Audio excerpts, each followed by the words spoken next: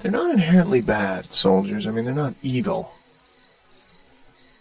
But, I mean, they could just decide that something's enemy or whatever. I mean, they're very frightening. No one likes to have them in their communities.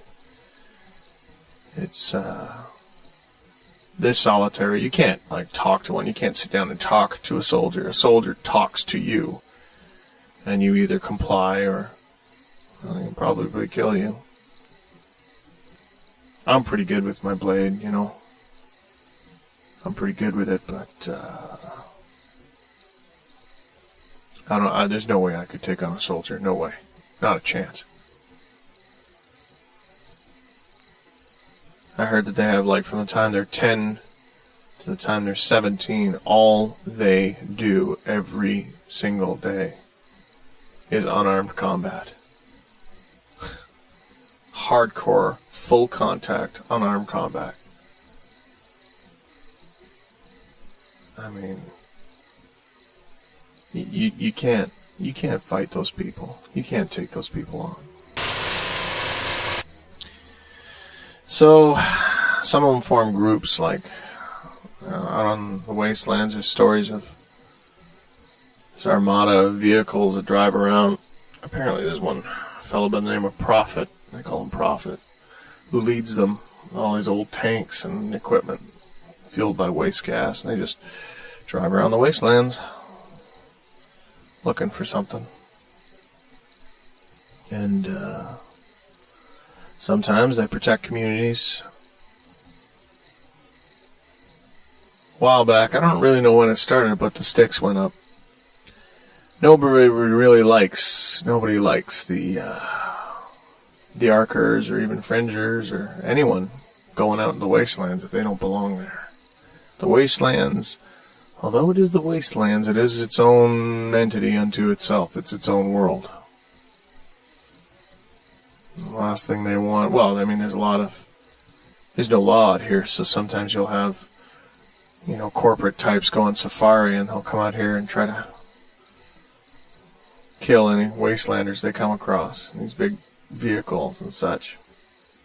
That's a bad idea, because generally there's soldiers wandering around and they take it to themselves that the wastelands is their territory, and anyone who's attacking the wastelanders is therefore enemy, and they don't make it very far. Kind of like, I don't know, game wardens or something, I don't know. They're wardens, I suppose. There's stories of soldiers helping people, like individual soldiers showing up in an area that's under warlord rule, and they kill the warlord and take out his troops and carry on their way. It's pretty wild. Anyway, that brings me to where I am now. And it also brings me to, this mic seems to register it, why you can hear bugs.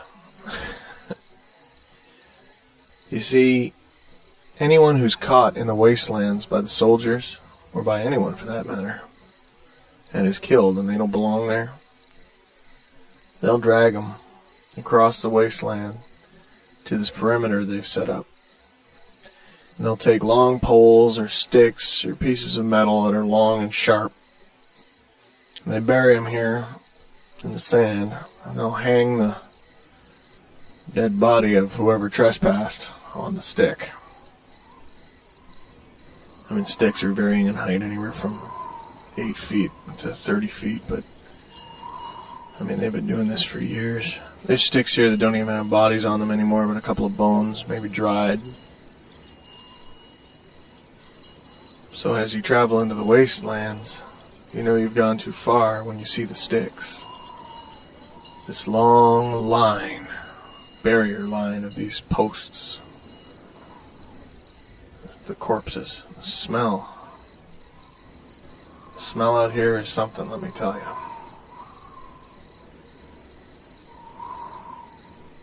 It's not as bad as you might think.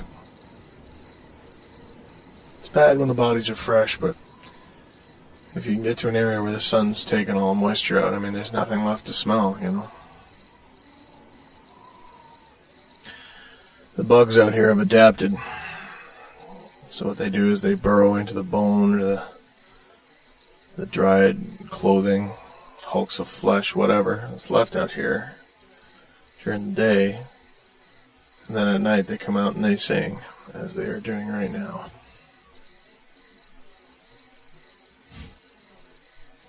If you try not to think about it, it's kind of pretty. Now the watchers, you see, the watchers, any line, any perimeter is maintained by soldiers. And the soldiers who stay on the line in the sticks are called the watchers. And anybody who happens to come through the sticks that isn't supposed to be out here on foot, whether or not they make it through is completely up to the watchers. Maybe 8 times out of 10 you'll see a fresh body just wind up on a pole. I've heard stories of guys getting too close and they'll have, say, 6 people in their group. And all of a sudden there's 5 people in their group and there'll be one body on a pole. No one even heard the watchers come and take them. No one even saw the pole get set up. Just turn around, there's your buddy on a stick, ripping out his guts.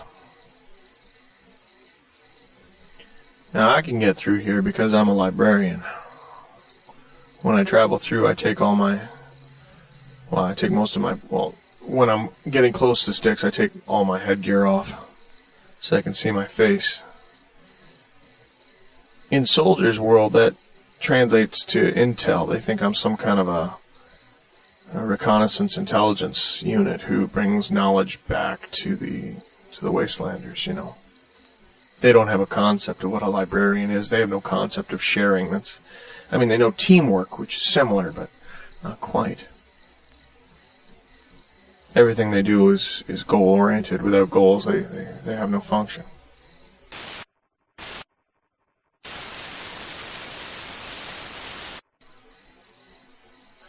Rain stopped shortly after the broadcast.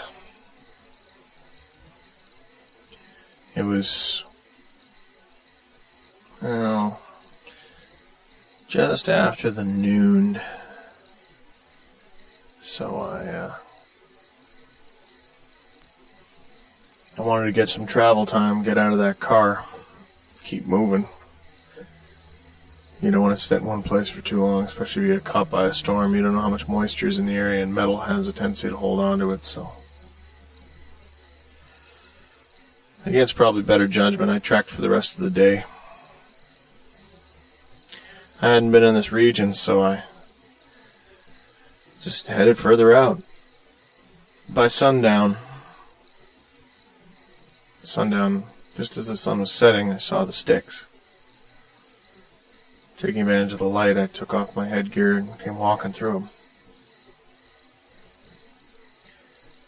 I was a little bit upset because I could realize that my equipment was starting to fail, so I kept my eyes open as I walked through the sticks. Sometimes, most of the time, there's a lot of kit out here that, you know, if wastelanders can't use it, they just leave it on the body. If it's garbage, they just leave it there.